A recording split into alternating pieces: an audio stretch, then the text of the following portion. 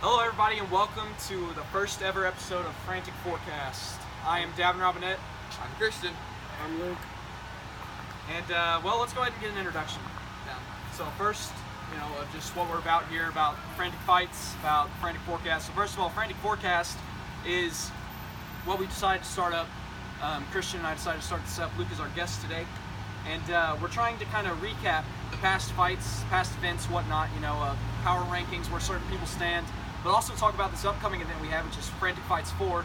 And just trying to hop into that. So that's about Frantic Forecast. Frantic Fights is an organization we started a couple months ago, where it's basically I don't want to call it a fight club because that's not what it is. We train together. We're all brothers here. We try to give each other the enough respect, the most we can give, and we train together. We get in and fight together, and How to get out at the end. yeah, 'Cause, exactly. I mean, that's what we're about. We're about family. No matter what fight we're in with anybody, it's all about family and respect. All right, well, let's talk about the first ever Frantic Fight event. Now, Christian was here at this one. Yes. Christian, you fought River Gower in the first ever main event we had. Tell us about that. Tell us about first of all what you saw when you first arrived. And how the other fighters started kind of arriving too, and you thought, wow, this could actually be something. It was kind of felt amazing because people were coming to watch us fight. We were putting on a show. We were being warriors. It's just I kind of love stepping into that ring. It's terrifying, yes, but I'll get over that. What a rush. It's a rush. It's the biggest rush possible. But I just love it so much, and it just looked amazing. What'd you think about? We had certain fighters come out. There was Cody Brown. It was at his backyard because he's on house arrest, so he couldn't go out to us. So we went out to him, and it was for his birthday. Don't go out Originally, and do drugs, kids. Don't go out. it was originally for his birthday. We were just gonna have you and River, but he wanted to get in there and fight too. So we put him up against Dylan Renshaw, and those two were sluggers. Oh, yeah. So then Anthony Johnson and Ian Collins wanted to go at it too. So they went at it and they fought. And then I think it was after that was yours and River Gower's fight. You guys went ahead and went to war. And after that, oh my goodness, that's whenever we were like, well, we can make something of this. We can start this up. This can be something. This can be amazing. This can be great, So we're like, well, why not start up Frantic Fights? And everybody was on board with it 100%. That's where I met Nate, actually, because he was with River and all them. And then now we got a building. We got, all this. We got a ring now, makeshift for now, but What started basically in a backyard, it turned into having a building and being the making of something that could be a billion-dollar company. in the long run, yes. Yes. Definitely. But all right, so now what we're going to talk about are the past events. So starting at Frantic Fights 1, we talked about that and how amazing that was. Let's move on to Frantic Fights 2, which you were actually not there for, but you were. Tell us about kind of how you felt, not just for your fight, but just all the fights in general. Like whenever you arrived, how what you thought were your first impressions or your last impressions, so on and so forth. Well, my first fight, I thought was amazing. Right. It was a good fight. I was honestly kind of nervous. I think but we all are. but just seeing everybody else there, and for the same thing, it just got my adrenaline going. I started to get pumped. I was ready. Right. And when my fight was there, I'm not gonna lie, I was nervous. I was nervous as hell. But as soon as you put on those gloves, it's either you go to war, or you go home or you go home with nothing. Yeah. Nothing learned, nothing gained. But So that was the Frantic Fights 2, and that was pretty interesting because we had that was the first time we integrated call-out fights to it, to where people can fight whoever they want after the main card has already been settled and everything. So it was after the main event we started getting. I think we got about 5 call-out fights that night, and that was the start of something, because that was amazing, because that not only we had 6 fights, I believe, or 7 on the card, and on top of that we ended up with like 12, 13, something like that. So we had quite a bit of fights, and we started. That was also the first event that we paid out the fighters, paid the fighters to come in and fight. Which we know all these fighters would come for free and fight for free, but we still want to reward them for putting it all on the line, going out there, breaking their bodies, that kind of thing. and getting your heads rocked multiple times. Yes. So that was the second event. Now the third event is what we just got finished on October 8th I believe that was the. Yeah, it was that was the second event. It was our first event here. Yeah, first event here. In first event, whenever we charged a higher admission, about $10, and I think it went pretty well. We made quite a bit of money. We were able to pay all the fighters and walk away with something in return. So it was nice. Now, Christian, your fight was at this past event. Yes. And what did you think? First of all, seeing Seth, seeing him versus Tyler at the second event.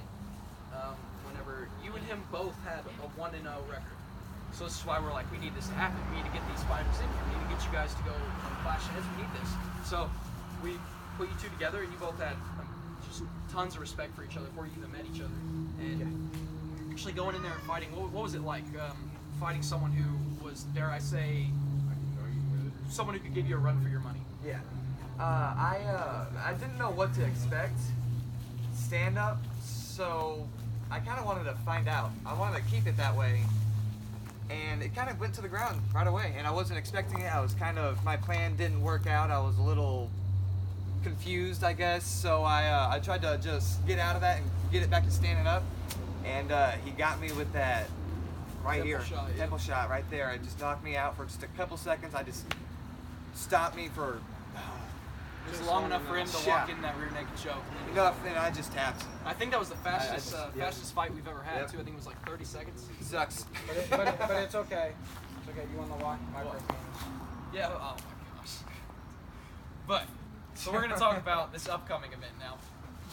Well, I guess we can still talk about the third event. We can talk about more of the fighters having there, what we like to see. So, I really liked Harley, because I didn't expect Harley to be as good as he was, fight-wise. Yeah, we'll get to that in a second. I want to talk about this one right here. Yeah, let's talk about this first. So Harley was really good at sticking and moving. But he wasn't afraid to get hit either. Like he challenged. Yeah, exactly. He wanted to get hit. Oh yeah. And he went up against Frantic Gibson. He ended up, I think, choking him out like a minute into it, which was totally caught us all by surprise. Because he's normally a boxer, he's not really an MMA Exactly, fighter. stand-up fighter. We never saw him do that before. And then he had a call-out fight against Marcus. I don't know Marcus's last name. He wasn't on the roster with us, but we got him to sign a waiver, and he ended up coming in and fighting. And him and Harley just went the distance.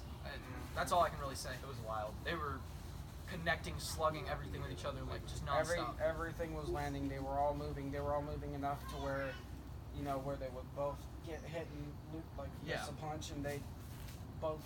The only thing I have a problem with though is that Nate did stop the fight a little too much. He would come in, he'd say, "All right, break," which I don't think was needed, because there was one time I think it was needed. The only two times. One time is whenever Marcus's pants got a little unbuttoned or whatever, which we need to button that up. Yeah. But the second time was whenever Harley stepped on the gravel and he stepped off the mat into the gravel. Now that's when it should be stopped and brought back to the center of the ring. But I don't think them just swinging on each other and then Nate just going break. That was not needed. And we're going to work on that, because we want the fights to go on as long as possible without interruption. So let's talk about our favorite fighters, but the power fighters of the first event on.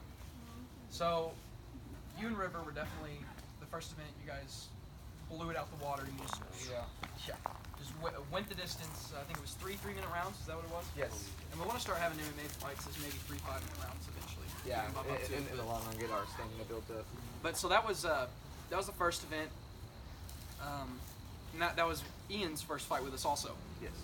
And then the second event is whenever Dylan Stepro and Ian went up against each other, and they ended up tying on that fight.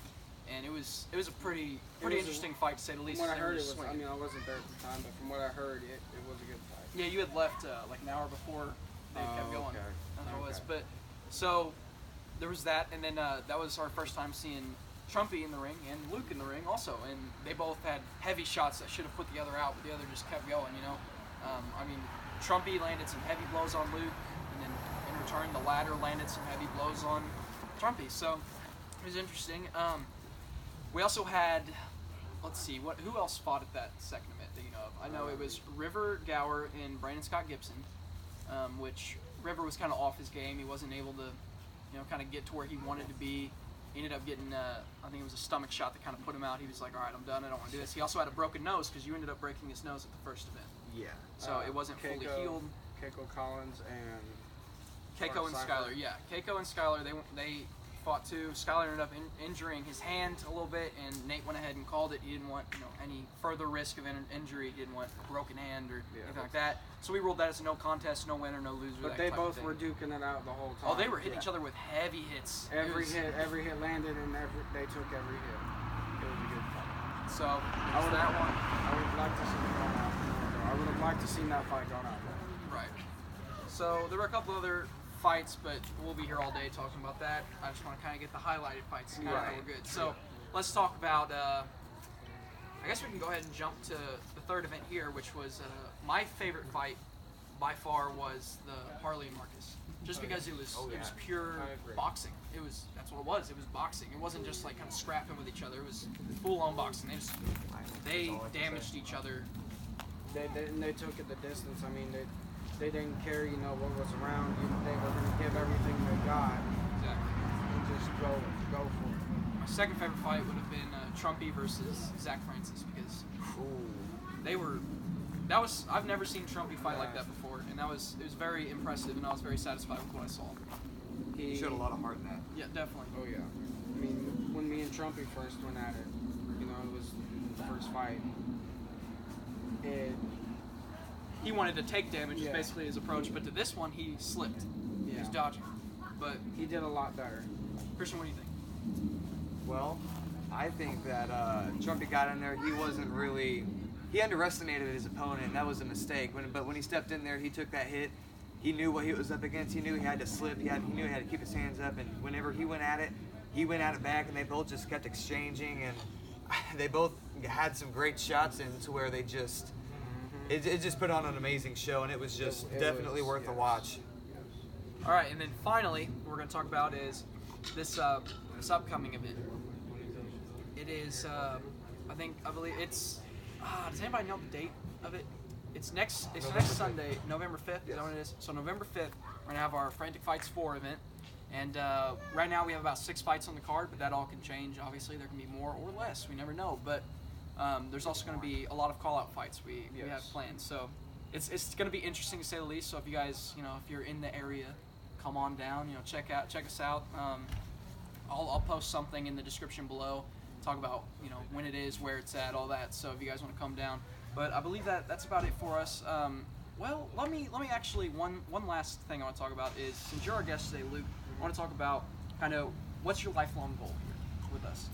Like, what's your goal with us?